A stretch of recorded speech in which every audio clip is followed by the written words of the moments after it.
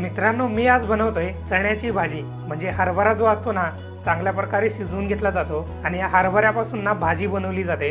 आणि त्याचबरोबर मित्रांनो, या चण्याच्या भाजीमध्ये ना मिरचीचा जो हिरवा ठेचा असतो ना, त्याच्यापासून फोडणी दिली जाते आणि त्याचबरोबर यामध्ये ओल्या नारळाचा किस टाकला जातो। त्याच्यामुळे या हरभऱ्याच्या भाजीला एकदम मस्त अशी टेस्ट येते। तर अशा प्रकारे एकदम टेस्टी, एकदम मस्तपैकी आणि एकदम साध्या सोप्या पद्धतीने हरभऱ्याची भाजी तयार करणार आहे। तर हा व्हिडिओ तुम्ही शेवटपर्यंत नक्की बघा आणि तुमच्या घरी पण एकदा नक्की ट्राय करा। चला तर मग बोलण्यामध्ये जास्त वेळ न घालवता फटाफट रेसिपीला स्टार्ट करूया। हो, पण त्याच्या आधी चॅनलला सबस्क्राइब करा, लाईक करा आणि कमेंट करायला विसरू नका।